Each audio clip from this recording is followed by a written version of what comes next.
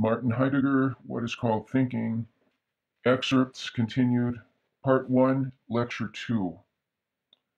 The beautiful is not what pleases, but what falls within that fateful gift of truth, which comes to be when that which is eternally non-apparent and therefore invisible attains its most radiantly apparent appearance. Let the poetic word stand in its truth. Hölderlin understood the matter well, as we gather from the two stanzas of the poem entitled Socrates and Alcibiades. Why, holy Socrates, must you always adore this young man? Is there nothing greater than he? Why do you look on him lovingly, as on a god? The second stanza gives the answer. Who the deepest has thought, loves what is most alive. Who has looked at the world, understands youth at its height, and wise men in the end often incline to beauty. We are concerned here with the line, who has most deeply thought, loves what is most alive. It is all too easy in this line to overlook the truly telling and thus sustaining words, the verbs. To notice the verb, we now stress the line in a different way that will sound unfamiliar to the common hearer. Who the deepest has thought, loves what is most alive. What the line tells, we can fathom only when we are capable of thinking, and that is why we ask, what is called thinking, and what does call for it? We shall never learn what is called swimming, for example, or what it calls for, by reading a treatise on swimming. Only the leap into the river tells us what is called swimming. The question, what is called thinking, can never be answered by proposing a definition of the concept thinking and then diligently explaining what is contained in the definition. In what follows, we shall not think about what thinking is.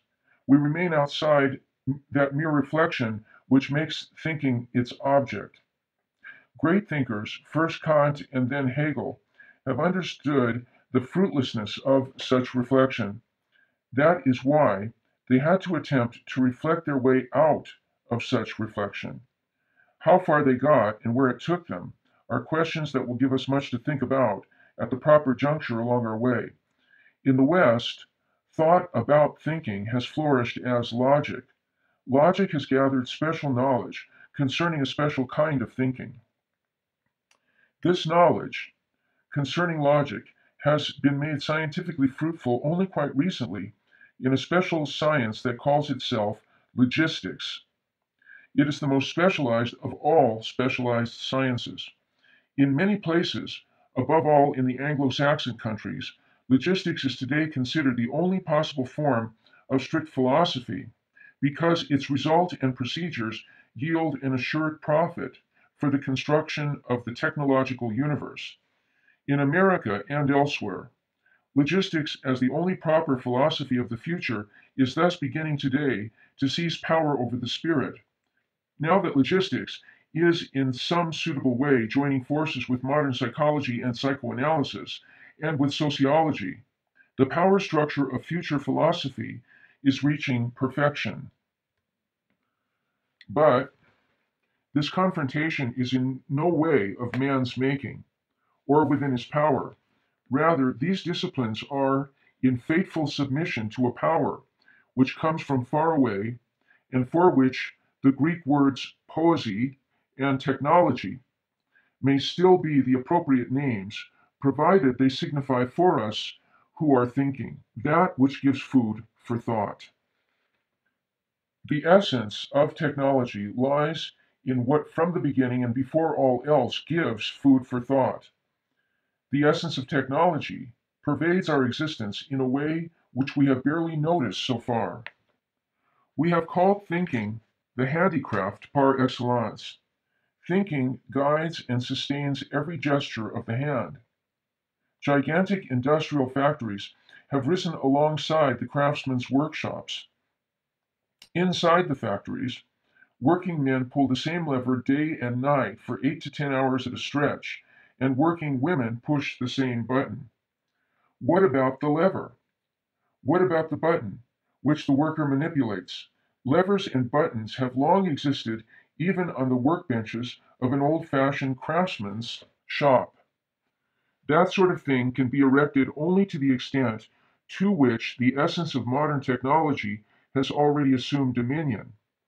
Our age is not a technological age because it is the age of the machine.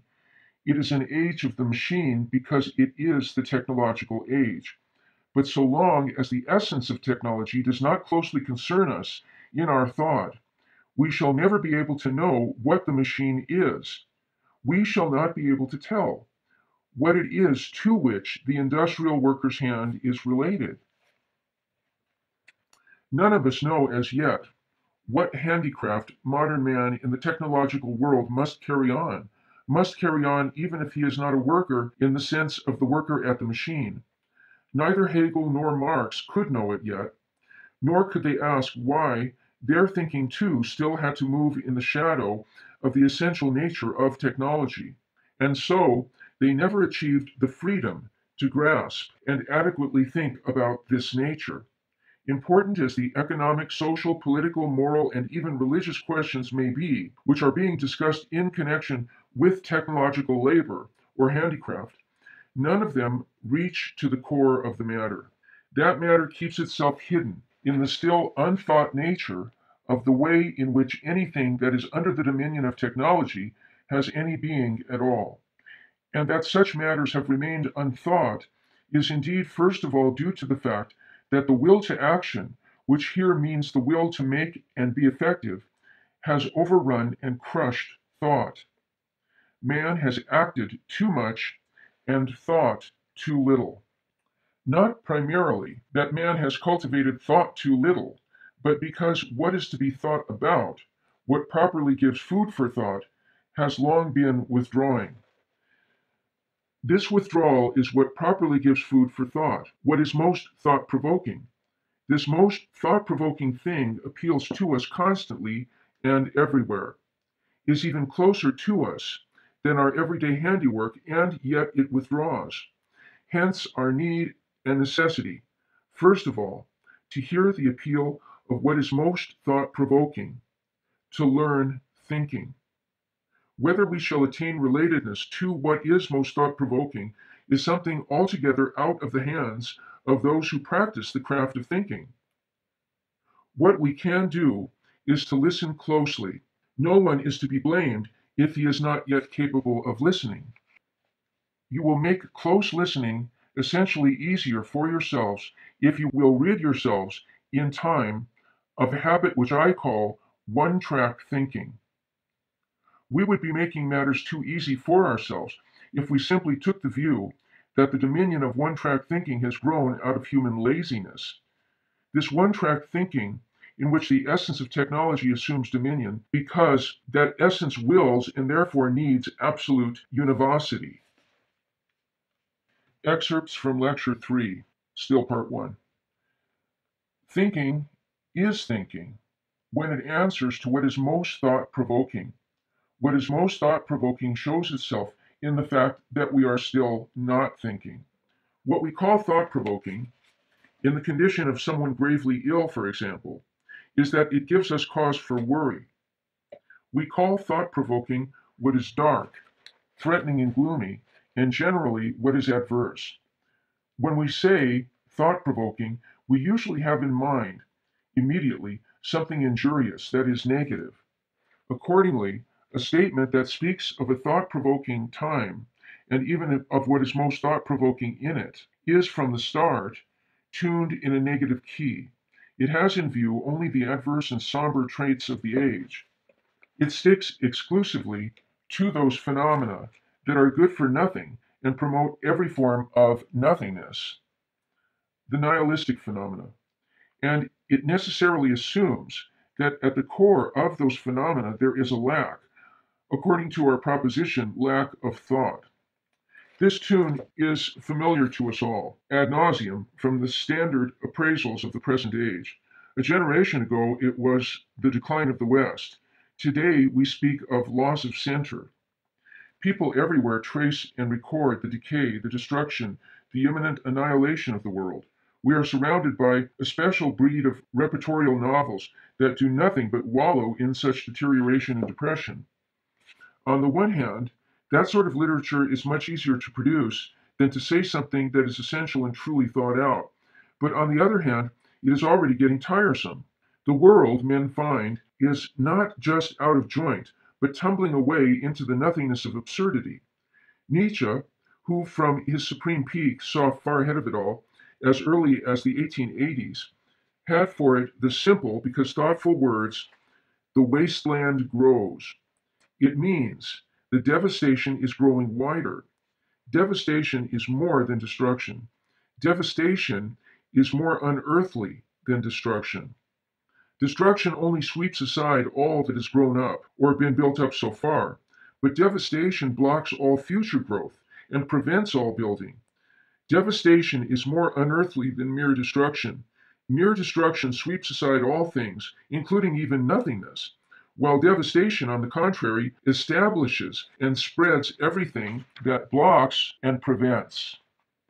Devastation is the high-velocity expulsion of mnemosyne, mnemosyne being the Greek goddess of memory.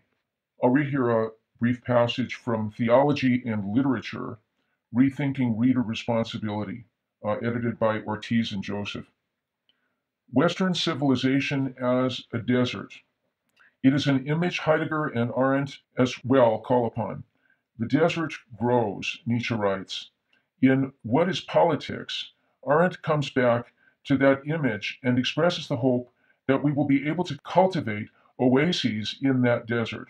Heidegger too cites that image, and he adds in his well-known provocative style that the destruction or desertification of the earth is not simply caused by the annihilating violence of total war. The destruction that plagues the present-day world is, according to Heidegger, even more ominous than war because it is linked with a high living standard. This destruction has nothing to do with the bombing of a country, but is due to the expulsion of mnemosyne, the mother of the muses and the goddess of remembrance. With Heidegger, we may ask and conclude, why did we expel mnemosyne? Or did she withdraw? Have we perhaps been expelled from the land of mnemosyne?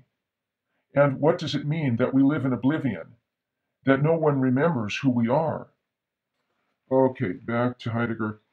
Devastation is the high-velocity expulsion of mnemosyne. The words, "the wasteland grows," come from another realm than the current appraisals of our age. Nietzsche said, "The wasteland grows," nearly three-quarters of a century ago, and he added, "Woe to him who hides wastelands within." What is most thought-provoking is that we are still not thinking. Still not, spoken thoughtfully, suggests that we are already on our way toward thinking, on our way within thinking, on the way of thinking.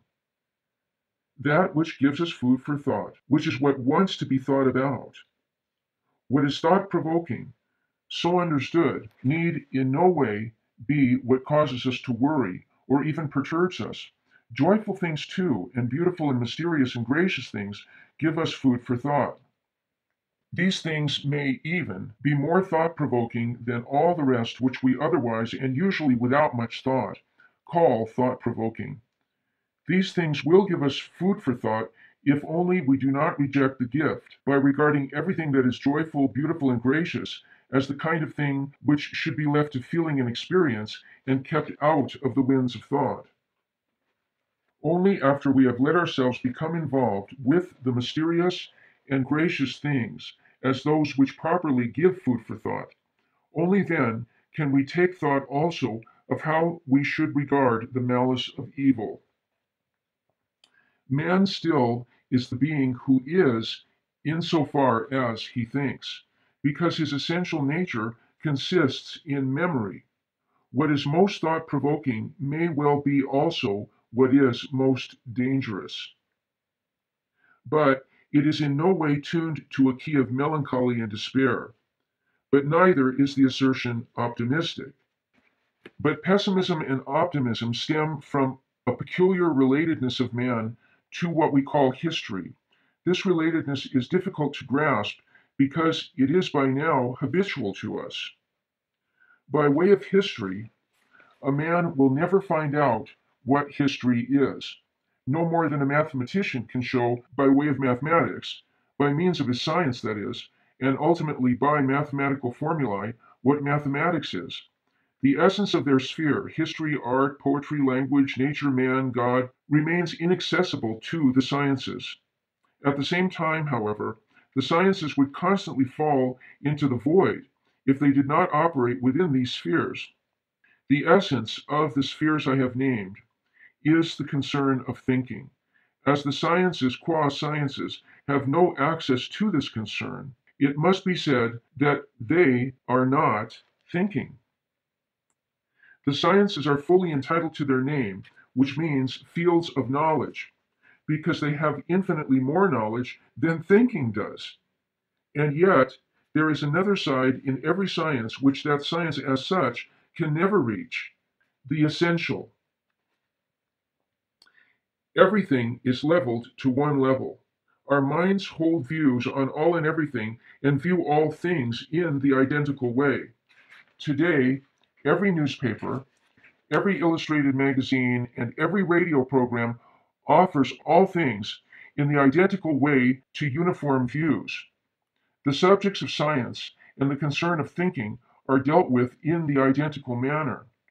However, it would be a disastrous error for us to take the view that the mention of such phenomena merely served to characterize or even criticize our present age. We should fall victim to a disastrous self-deception if we were to take the view that a haughty contempt is all that is needed to let us escape from the imperceptible power of the uniformly one-sided view. On the contrary, the point is to discern what weird, unearthly things are here in the making. The one-sided view, which nowhere pays attention any longer to the essence of things, has puffed itself up into an all-sidedness, which in turn is masked so as to look harmless and natural. But this all-sided view, which deals in all and everything with equal uniformity and mindlessness, is only a preparation for what is really going on. For it is only on the plane of the one-sided uniform view that one-track thinking takes its start. It reduces everything to a univocity of concepts and specifications, the precision of which not only corresponds to, but has the same essential origin as, the precision of technological process. For the moment, we need to keep in mind only that one-track thinking is not coextensive with the one-sided view, but rather is building on it, even while transforming it. A symptom, at first sight quite superficial, of the growing power of one-track thinking is the increase everywhere of designations consisting of abbreviations of words or combinations of their initials. Presumably, no one here has ever given serious thought to what has already come to pass when you, instead of university, simply say you. An example would be instead of the University of Hawaii, where I hung out in their libraries, UH, right, instead of university. That is like the word movie. True, the moving picture theater continues to be different from the Academy of the Sciences. Still, the designation U, the letter U, is not accidental, let alone harmless. It may even be in order that you go in and out of the U and study phi-sci. He means it's an abbreviation of physical science or phys ed, right, as an abbreviation for physical education. But the question remains, what kind of order is heralded here by the spreading of this kind of language? Perhaps it is an order into which we are drawn, and to which we are abandoned by that which withdraws from us. And that is what we call most thought-provoking. According to our assertion, it expresses itself in that we are still not thinking. The assertion seems to be tuned in a negative and pessimistic key. However, thought-provoking here means what gives food for thought. Most thought-provoking is not only what gives most food for thought in the sense that it makes the greatest demand on our thinking. Most thought-provoking is what inherently gathers and keeps within itself the greatest riches of what is thought-worthy and memorable. Our assertion says that we are still not thinking. This still not contains a peculiar reference to something still to come, of which we absolutely do not know whether it will come to us. This still not is of a unique kind, which refuses to be equated with other kinds. For example, we can say around midnight that the sun still has not come up. We can say the same thing in the early dawn. The still not in each case is different, but it will be objected it is different here only regarding the time span, the number of hours that pass between midnight and dawn, while the daily rising of the sun is certain. Certain in what sense? Perchance in the scientific sense? But since Copernicus, science no longer recognizes sunrises and sunsets. Scientifically, it has been unequivocally established that these things are illusions of the senses. By the common assumption of the customary view, this still not concerning the rising sun retains its truth at midnight and at dawn, but this truth can never be scientifically established, for the simple reason that the daily morning expectation of the sun is of a nature that has no room for scientific proofs. When we wait for the sun to rise, we never do it on the strength of scientific insight. It will be objected that men have become habituated to the regularity of these phenomena, as though the habitual went without saying, as though it were understood, as though there could be anything habitual without habituation, as though we had ever given thought to habituation. Now, if even the coming and going of the sun is such a rare and curious matter for us, how much more mysterious will matters be in that realm where that which must be thought withdraws from man, and, at the same time, in its withdrawal, comes to him. This, and this alone, is why we say, then, that what gives us most food for thought is that we are still not thinking. This means, insofar as we are at all, we are already in a relatedness to what gives food for thought. Even so, in our thinking, we have still not come to what is most thought-provoking, nor can we know by ourselves whether we will get there. Accordingly, our assertion is not optimistic either, nor does it hang suspended in indecision between pessimism and optimism, for then it would have to reckon with both, and thereby basically adopt their ways of reckoning. The key in which our assertion is tuned cannot then be determined simply like that of an ordinary statement. Therefore, it will be well to give thought not only to the keynote of our assertion, but also to its character as a statement